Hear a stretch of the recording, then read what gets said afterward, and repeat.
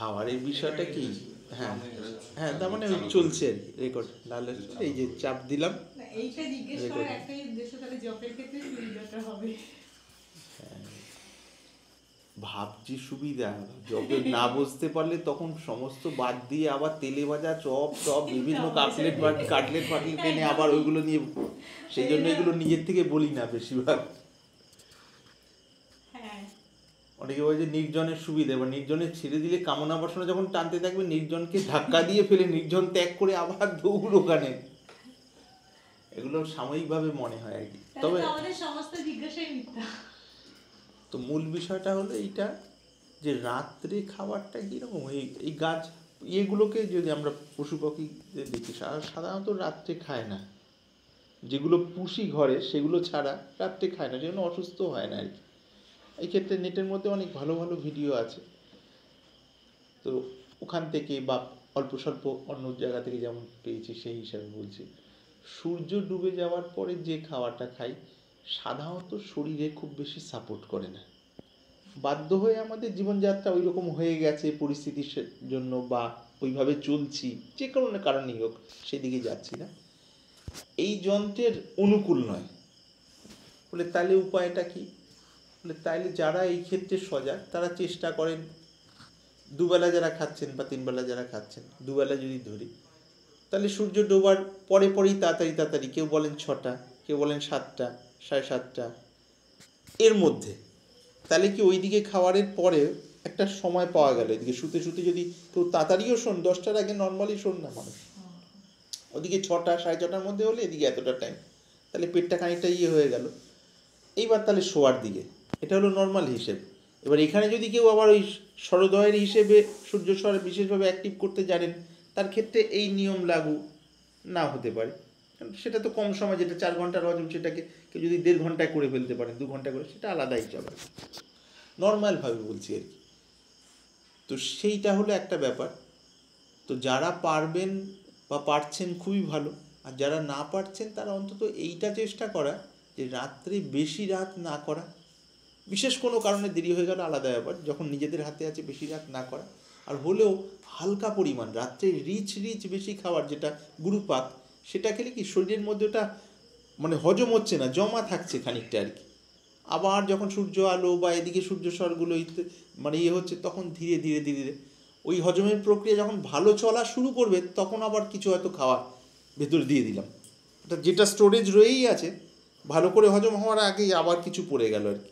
এবার ওগুলো আস্তে আস্তে তো জমছে মানে সেখানে অম্ল তৈরি হচ্ছে, ওটাকেই তো সোজা কথা এখানে ডাক্তারি ভাষায় অ্যাসিড বলছি। সেগুলোই খুব বাড়াবাড়ি হয়ে গিয়ে এখানে জমছে, তখন নাম দিচ্ছি হ্যাঁ ইউরিক অ্যাসিড বলছি, এবং এই অবস্থাটাকে আর্থারাইটিস অর্থাৎ গেটে বাত, এগুলোই তো। এবার এটাকে দূর করার জন্য আবার কিছু ওষুধ নিচ্ছি, ওষুধটা যতক্ষণ চলছে এগুলো মোটামুটি একটা চাপা পড়ে আছে, কিন্তু এই প্রক্রিয়া তো চলছে আমাদের এক্সট্রা। সেই জন্য এটাকে যদি ঠিক করে নিই আস্তে আস্তে এগুলো ঠিক, আবার এটাকে আমি ততটা ঠিক করব, খুব বেশি কম করে দিলে শরীর ভালো থাকছে কিন্তু মনের স্তরে যদি পর্যাপ্ত তৃপ্তি না থাকে, মন তো ওই খাবারের মধ্যে দিয়েও একটা তৃপ্তি খুঁজছে, সেটা না পেলে তো আবার এদিকে ভারসাম্য হারিয়ে যাবে, হঠাৎ করে আবার অনেক বাড়াবাড়ি খাওয়ার দিকে দৌড়ে পড়ে আবার সমস্ত কিছু আবার ওরকম হয়ে গেল। সেই জন্য তাল বুঝে ব্যাপারগুলো ধীরে এই জন্য যে ধরুন 2-3 বার খায় তাকে যদি বলা হয় একবার খেতে, তো তার সেই অবস্থায় তার নার্ভাস সিস্টেমে মানে প্রথম পর্যায়ে কোনো প্রবলেম হতে পারে না।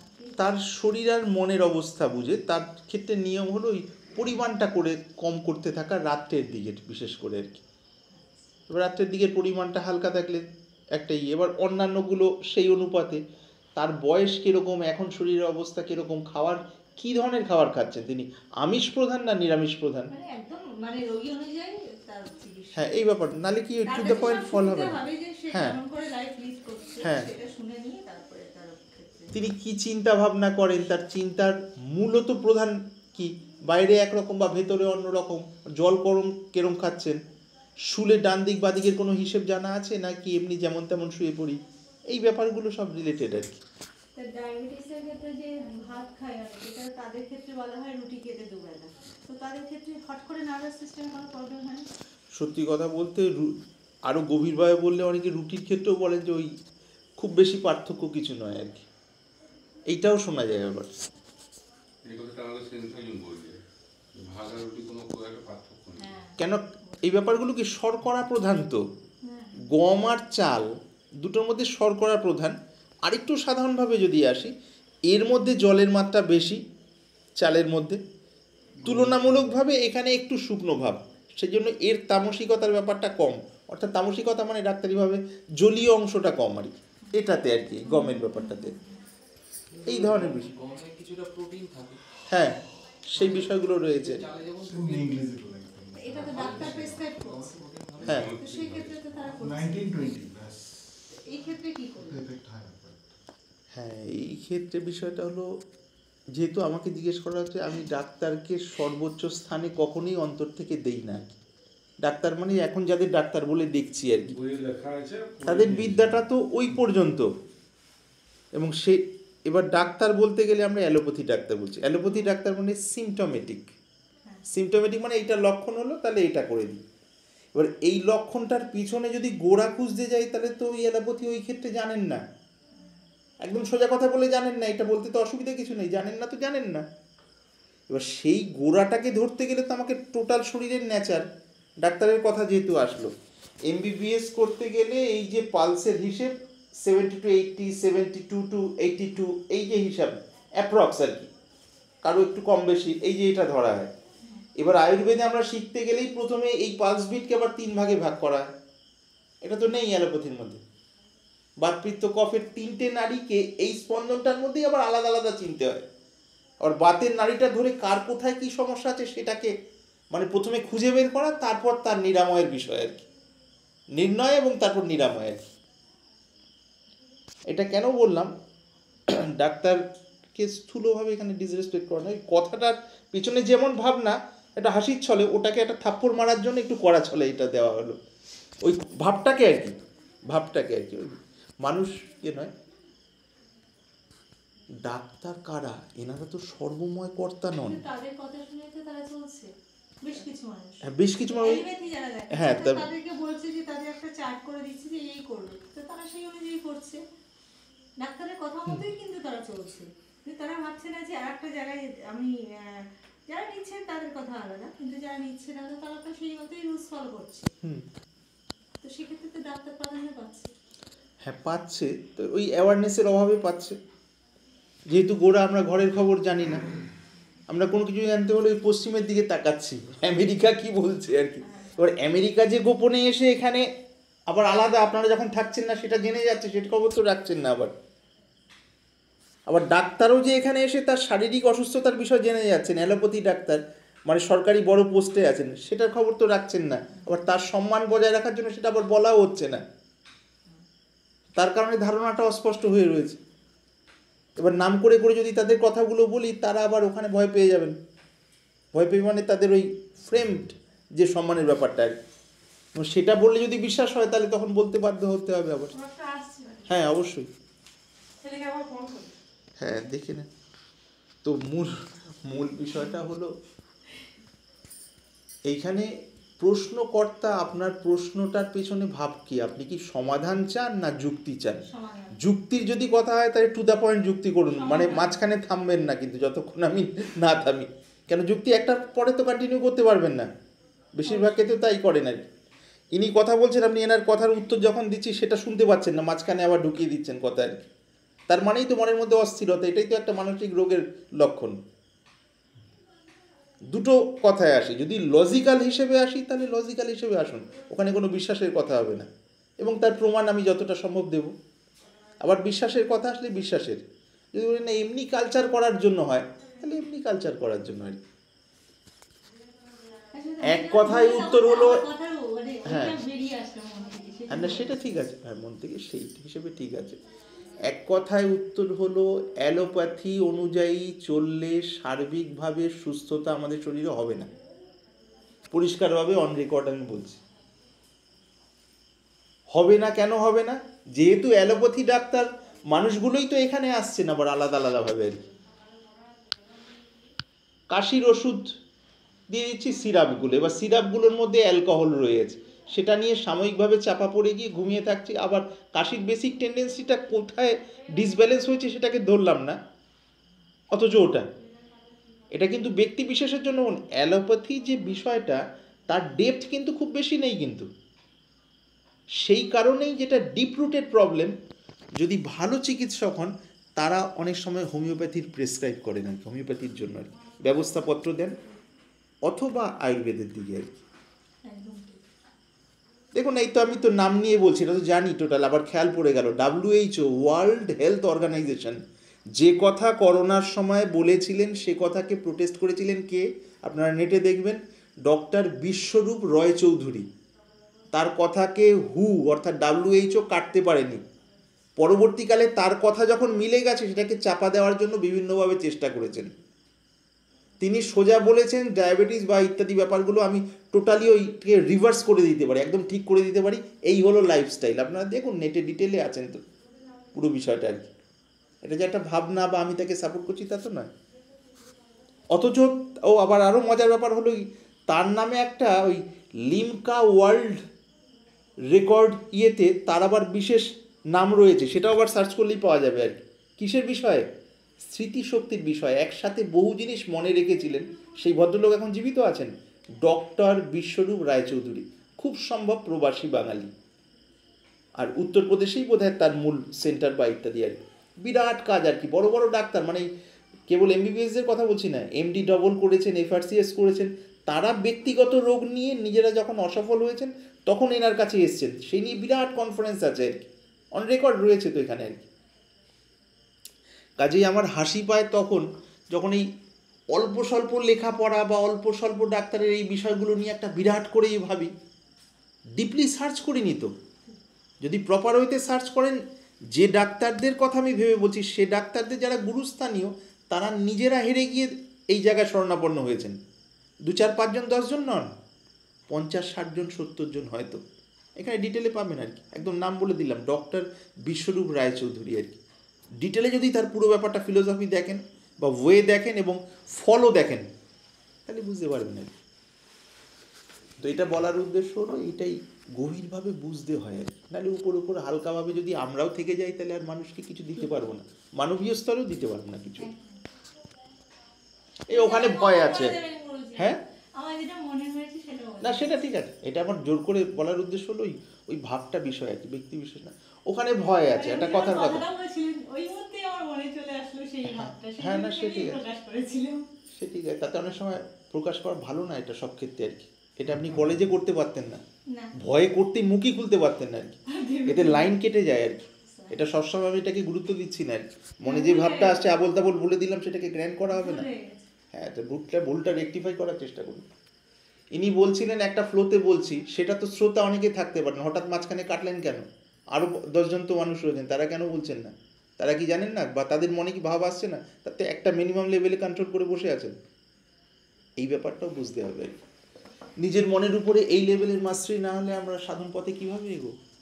মনে করুন এই আজকেই কথা হচ্ছিল, একসময় ভয়ের বিষয় নিয়ে, কৌশিক এই কমলবাবু ওনারা ওখানে যাওয়ার একটু আগে কৌশিক ওখানে বসে আলোচনা হচ্ছিল, একসময় ভয়ের মধ্যে দিয়ে নির্বিকল্প স্টেটে যাওয়া যায় আর কি, সেই সাধনের অল্প স্বল্প যা হোক যাওয়া হয়েছিল। কোনো এক সময় এখানে সাত্বিক এসেছিল তো ওইখানে কিছু একটা এই ধরনের পদ্ধতির মধ্যে দিয়ে,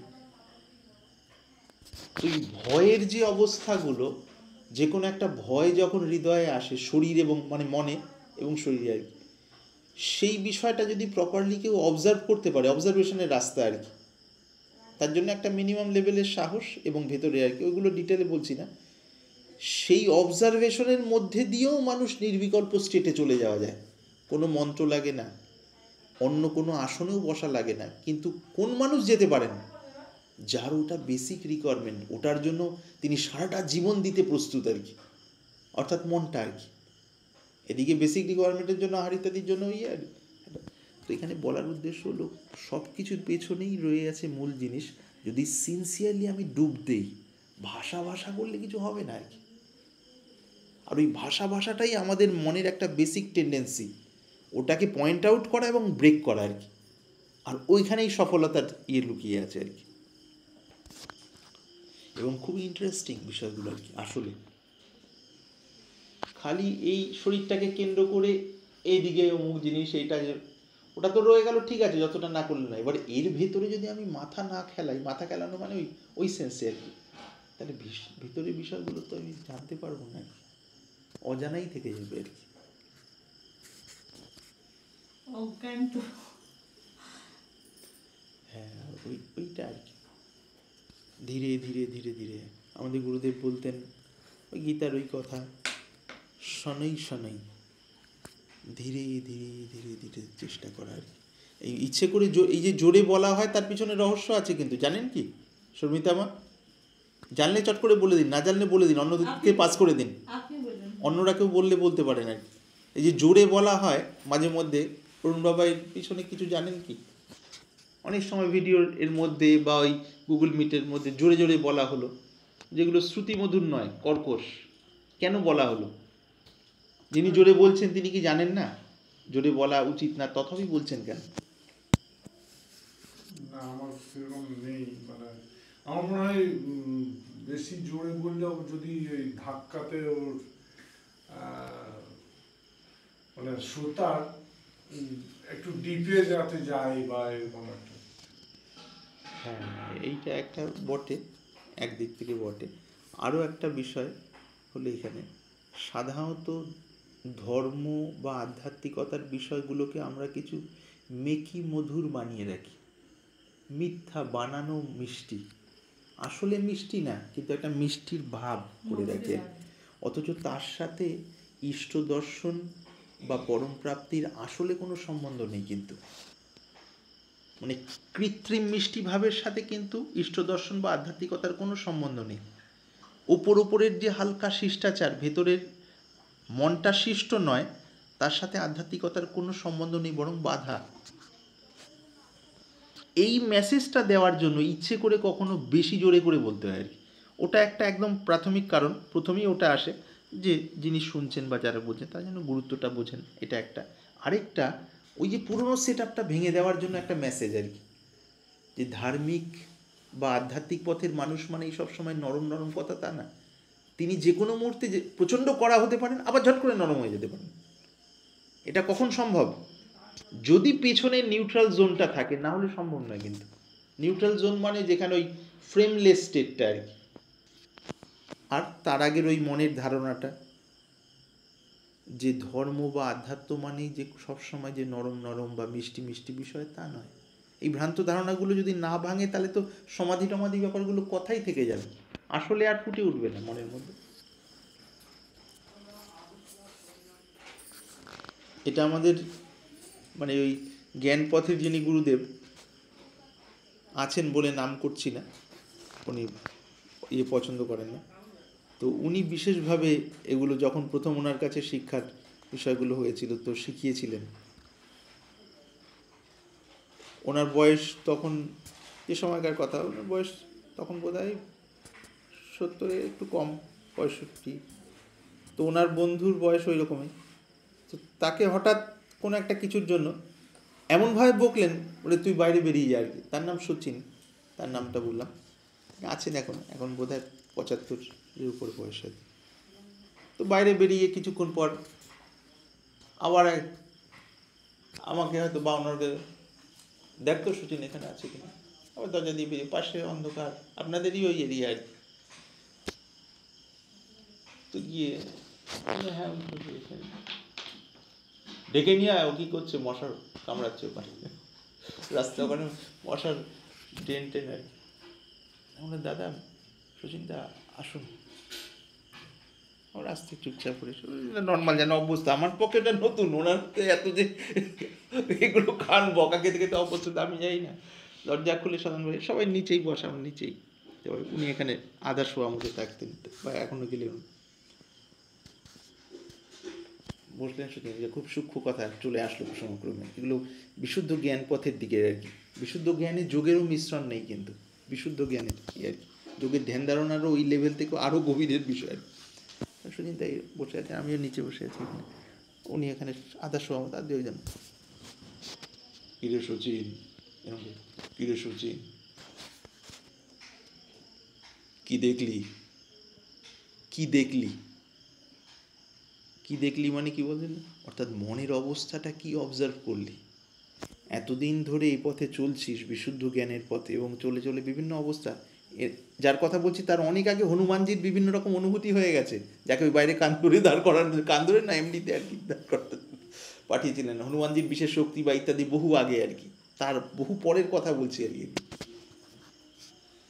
আর তারা সমাধি সমাধি আমরা ভাবছি না, তারা বলে জয়দেব দা একজন ছিলেন, দাদা কী হলো, অনেকদিন পরে আসে, ও একটু ছুংছাং হলো আর কি, ছুংছাং মানে খুব হালকাভাবে আর কি, পরে আমি ছুংছাং ব্যাপারটা কী পরে নেবে, ও সবিকল্প সমাধির স্থিতিতে ছিল কিছু,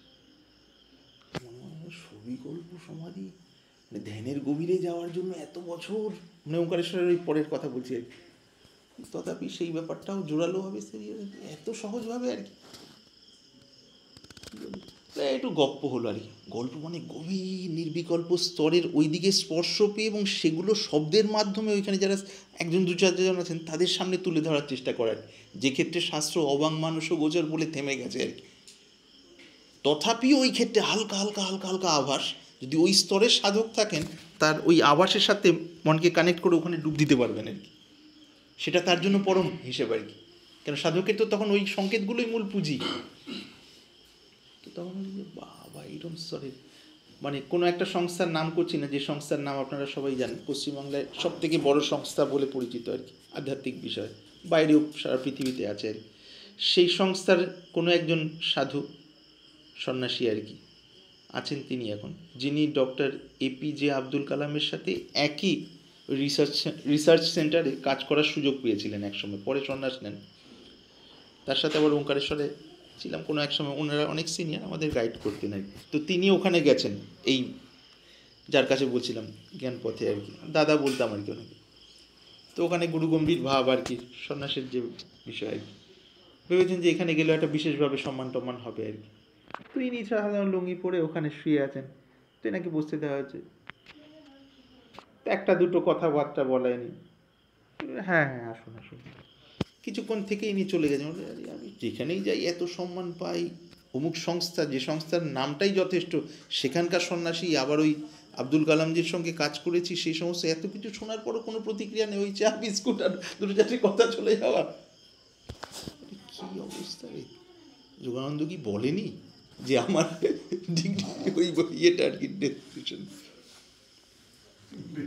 হ্যাঁ ওইগুলো আর কি, তো ওই আর কি, তো এইগুলো শিখিয়েছিলেন, মানে সেগুলো এখানে তো ওপর ওপর এইটা বলতে গিয়ে প্রসঙ্গগুলো আসলো, যদি কেউ সত্যি সত্যি এইগুলো, এই যে জ্ঞানমার্গের বিভিন্ন কথা অনেক সময় গুগল মিটে বা আগে বিভিন্ন মনে হয় জ্ঞানমার্গের এত টিমে এইরকম জ্ঞানমার্গের কথা, এদিকে চোখে মুখে দেখা যায় টোটালটা একটা বানানো মিথ্যা কৃত্রিম, পুরো বোঝা যাচ্ছে, তথা বলার উপায় নেই, আরে পুরো বিষয়টা তো একদম মানে মানে কাঁচা সত্যের হিসেব আর কি, এত ঝকঝকে, মানে যত লেয়ার উপরের আবরণগুলো সরবে মনের, মন এত তরতাজা এত ফ্রেশ হতে পারে, সেই বিষয়ে সাধারণভাবে মানে সাধকদেরও অনেকেরই ধারণাই নেই আর কি, অথচ আছে বিষয়গুলো আর কি, তো এইগুলো বলার উদ্দেশ্য হলো এইটাই, যে আমরা ওই দিককে ডুব দিতে পারি অনেক উপকৃত হব আর কি,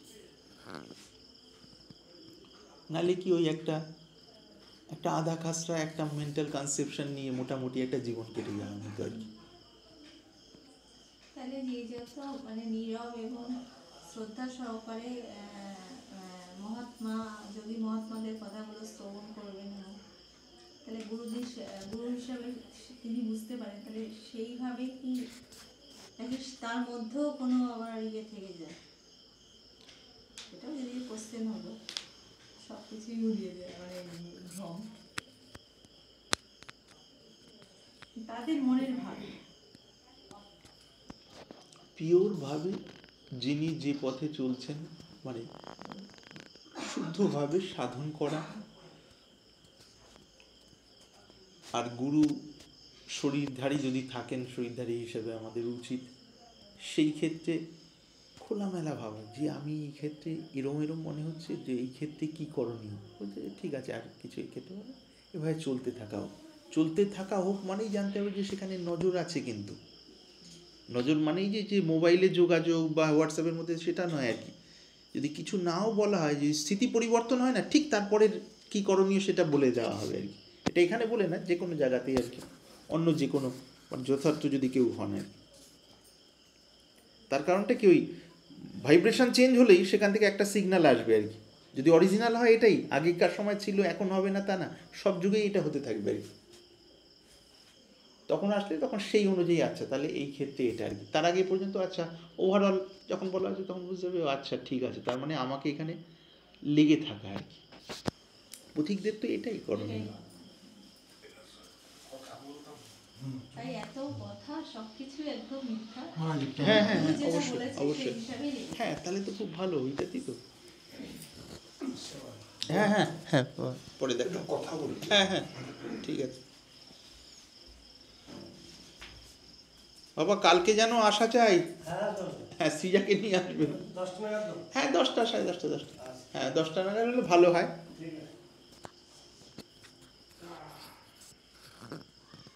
এনার বাচ্চাটা পড়ে আর কি এখানে, ওই সপ্তাহে একদিন করে আর কি।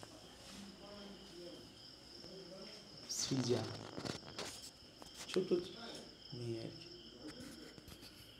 সাধনায় মৌন থাকাটাই হ্যাঁ, কারণটা কি, মানে আমরা তো চাইছি ভেতরের রাজ্য খুলুক, এবার এগুলোকে যত বেশি আমি ব্যবহার করব, এনার্জির তো একটাই ধারা, এবার এই ক্ষেত্রে যত বেশি ব্যয় হয়ে যাচ্ছে এবার সেটা তো ভেতর দিকে যেতে পারছে না।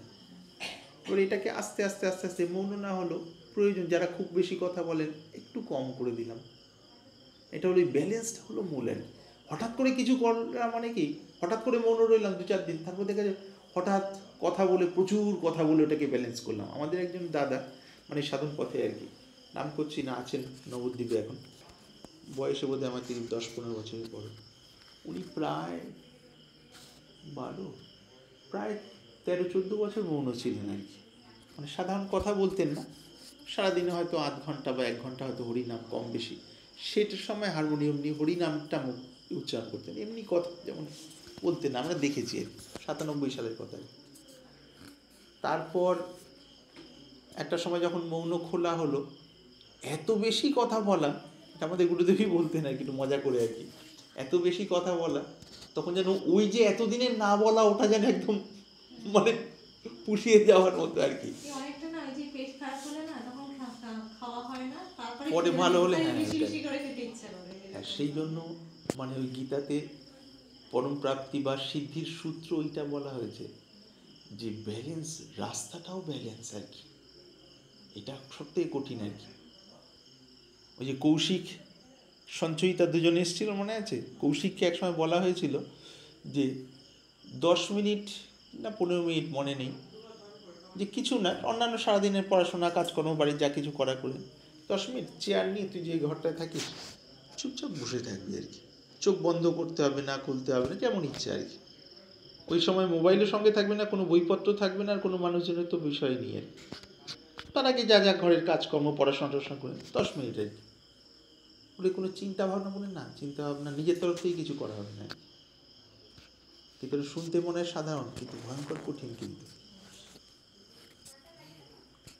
কঠিন মানে ওই হিসেবে, আবার সেভাবে গেলে আস্তে আস্তে আস্তে এইভাবে যদি অল্প অল্প করে অভ্যাস করে সেটাও তো হয়। অল্প অল্প হয়, অল্প অল্প সব অল্প অল্প। একবারে ভাবতে হবে না। সাধনের রহস্যটা কীরকম আমরা দেখব যে আচ্ছা সাধন পথে যাদের একটু সিনসিয়ার দেখছি তাদের তুলনায় আমি কি কথা বেশি বলে ফেলি, দেখছি হ্যাঁ আমার বেশি অভ্যাস সত্যিই হয়ে গেছে, একটু হালকা করলাম, একটু হালকা করলে এবার শরীরটা তো নিতে হবে, সেই হালকা অভ্যাসটা নিতে হলে আমাকে আবার বেশ কিছুটা সময়, আবার এদিকে আমি হালকা করা মানেই তো আমার তৃপ্তিতে কিছুটা ঘাটতি পড়লো, আমি অনেক কথা বলে একটা তৃপ্তি তো চাচ্ছিলাম, একটু ঘাটতি পড়লো, আবার এদিকে যদি আমি নাম সাধন অন্যান্য করে সেই তৃপ্তির ঘাটতিটার নাম এটাই, এই কথা কম, এদিকে তো চাপ সৃষ্টি হচ্ছে, আমি অনেক কিছু প্রকাশ করতে চাইছিলাম কথার মাধ্যমে, সেটা হচ্ছে না, এবার সেটা হবে একমাত্র এই তৃপ্তির মধ্যে দিয়ে। এটা যদি বাড়ে তাহলে সেই অনুপাতে একটু একটু একটু একটু হালকা হালকা হালকা হালকা, প্রচুর মুখর ছিলাম একটু সংযত হয়ে প্রয়োজন মতো বলছি, এবং সেই সময়টা আমি ওই ভেতরের সাধনের মধ্যে রয়ে আছি এরকমভাবে, এই আর কি। আসলে নাম করতে করতে অটোমেটিক্যালি যদি সেই নামের প্রভাবটা সেই রকম জায়গায় যায়, অটোমেটিক্যালি সেই শান্ত দিকটাই আস্তে আস্তে, এটা বলার কথা না, এমনিতেই বোঝা যায়। কিন্তু যদি সাধনটা সেরকম না হয় তাহলে সেরকম চঞ্চলতাটা থেকে যাবে। হ্যাঁ, সেই জন্যই তো নামের মধ্যে লেগে নামের থাকা। মনটাই